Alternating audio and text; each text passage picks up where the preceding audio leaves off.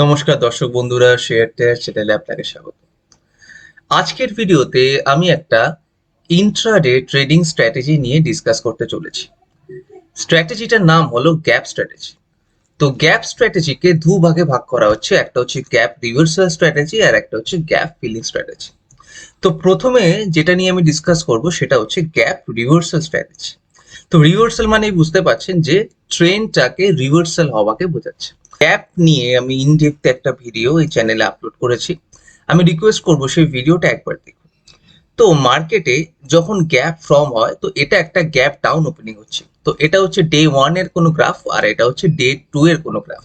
তাহলে day one R day to এর মাঝখানে একটা গ্যাপ ডাউনের সৃষ্টি হয়েছে।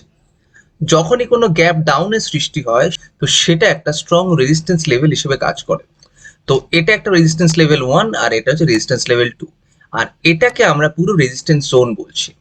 তো ডে টু তে যখন কোনো স্টকের প্রাইস এই রেজিস্ট্যান্স ওয়ান অব্দি এসে পৌঁছায় তো সেখান থেকে রিভার্সাল হওয়ার একটা চান্সেস থাকে, কারণ এটা একটা স্ট্রং রেজিস্ট্যান্স লেভেল হিসেবে কাজ করে। তো এই পয়েন্টে যদি কোনো বেয়ারিশ ক্যান্ডেলস্টিক্স এর ফরমেশন ঘটে আর যদি আমরা কোনো প্রাইস কনফার্মেশন দেখি তো এখান থেকে আমরা শর্ট পজিশনে এন্ট্রি করতে পারি। তো এটাকেই বলছে গ্যাপ রিভার্সাল।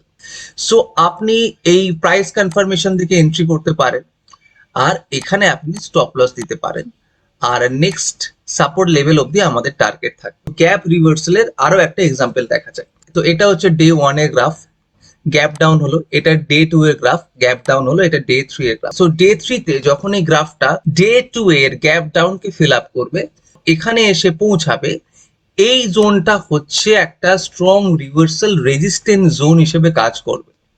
তো এখানে যদি কোনো বিয়ারিশ ক্যান্ডেলস্টিক্স এর ফরমেশন ঘটে বা এখানে যদি এখানে প্রাইসটা যাবার পর এখানে এমন কোনো বিয়ারিশ ক্যান্ডেলস্টিক্স এর ফরমেশন ঘটে যেই ক্যান্ডেলস্টিক্সটা এই বক্সের নিচে গিয়ে ক্লোজ হচ্ছে, এখানে ক্লোজ হচ্ছে, মানে এখানে যদি কোনো ট্রেন্ড রিভার্সাল কোনো প্যাটার্ন আমরা দেখি তাহলে আমরা এখান থেকে একটা শর্ট পজিশনে এন্ট্রি করতে পারি।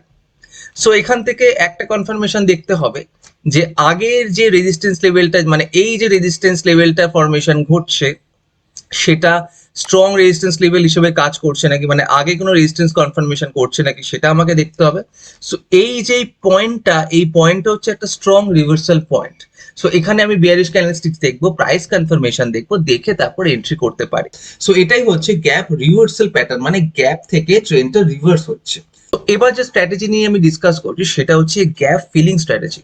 সো এটা ডে ওয়ান এর গ্রাফ আর এটা ডে টু এর গ্রাফ। ডে টু এর গ্রাফ আর ডে ওয়ান এর গ্রাফের মধ্যে দেখুন একটা গ্যাপ ডাউন ওপেনিং এ স্টার্ট হয়েছে। এরপরে যদি কোনো বুলিশ ক্যান্ডেলস্টিক্স এর ফরমেশন ঘটে, এই বুলিশ ক্যান্ডেলস্টিক্সটা আর আর টু রেজিস্ট্যান্সকে যদি ব্রেক করে, এটা আর টু রেজিস্ট্যান্স, এটা আর ওয়ান রেজিস্ট্যান্স, আর টু রেজিস্ট্যান্সকে যদি ব্রেক করে, ব্রেক করে রিট্রেস হয়ে যদি এই লেভেলটাকে ক্রস করে, এখানে আমরা এন্ট্রি করব আর এই লেভেল অবধি আমাদের টার্গেট হবে।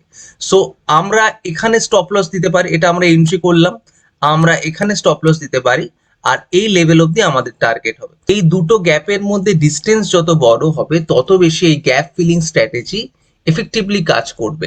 এই যে গ্যাপটা ফিল করছে এটার মধ্যে আমরা ট্রেড করছি আর এটার মধ্যে আমরা টার্গেট সেট করছি নেক্সট রেজিস্ট্যান্স লেভেল অবধি, আর এখানে আমি স্টপ লস দিচ্ছি।